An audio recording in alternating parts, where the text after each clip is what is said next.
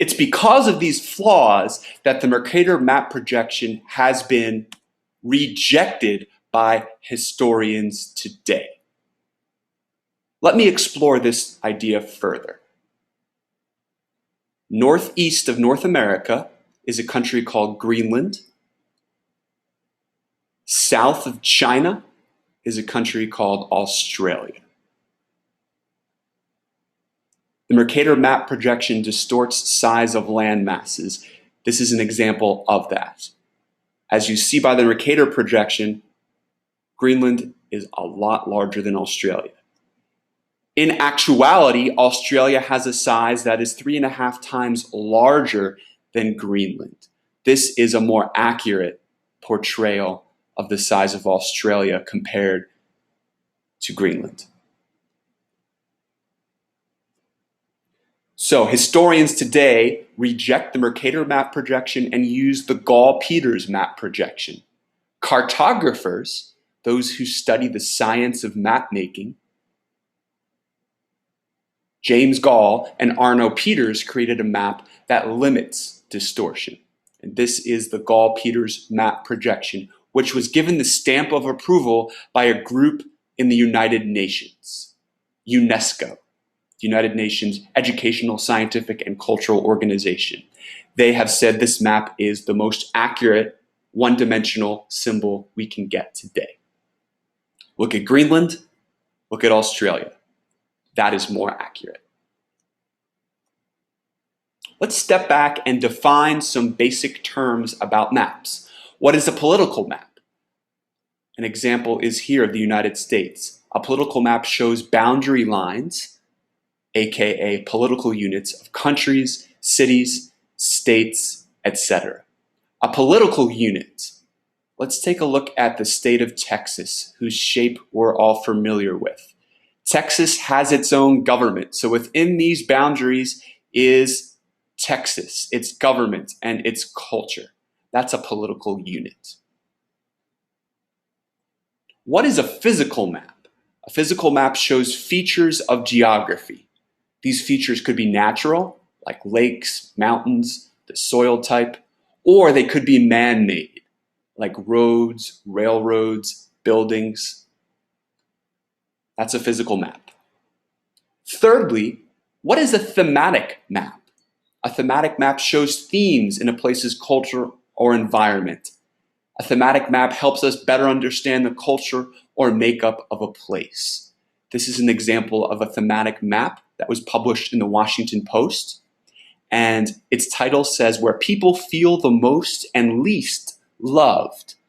And you look at the colored legend, the darker the shade of red, the more love people feel in a certain country. The darker the shade of blue, the less love people feel. In North and South America, people seem to be feeling love. In Russia, in parts of Asia, this is Mongolia, people don't feel much love. As historians, we can use this information to ask ourselves, why is it people feel more loved in these countries? Is it because the governments are better and more stable? Is it because more people in these countries have some type of religion that helps them better process love? Is it because there's been less conflict and war? So we can ask all of these historical questions based on the patterns that we find in thematic maps. Let's now explore how cartographers, map makers who study the science of map making, divide up the world. They divide up the world into hemispheres.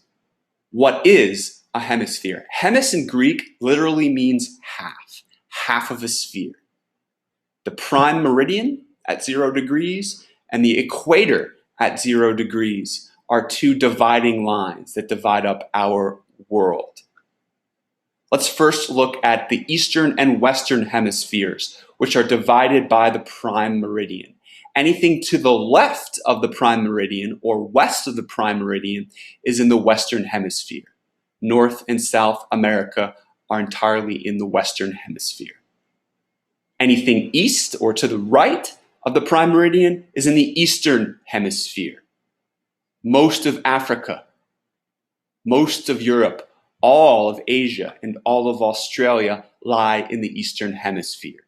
You might hear people talk about Japan or China as the Far East. They do that because they lie in the eastern hemisphere, far from the prime meridian. And here's a three-dimensional model that shows you the eastern and western hemispheres. Northern and southern hemispheres are divided by the equator. Anything north of the equator is in the northern hemisphere.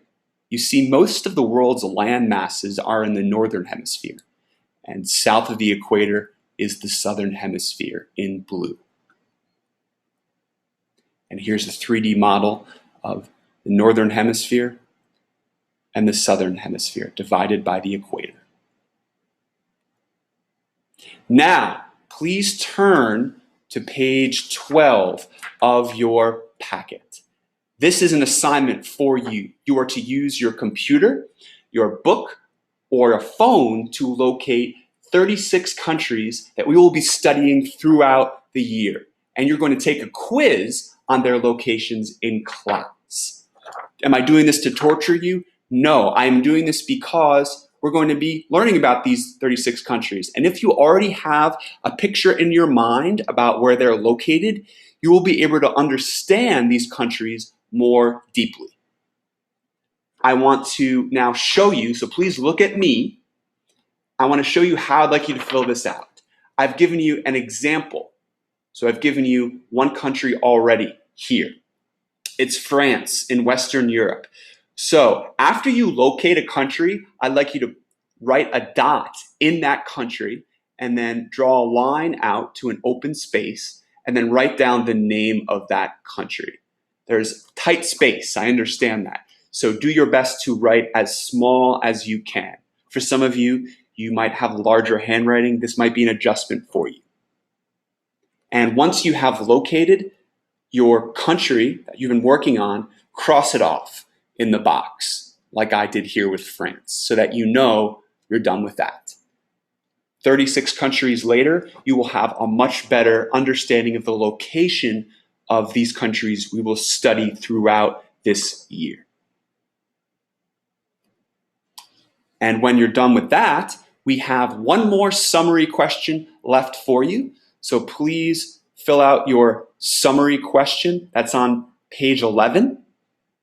And when you're done filling out your map, when you're done with the summary question, we have completed lesson 5. This is Mr. Deegan signing off.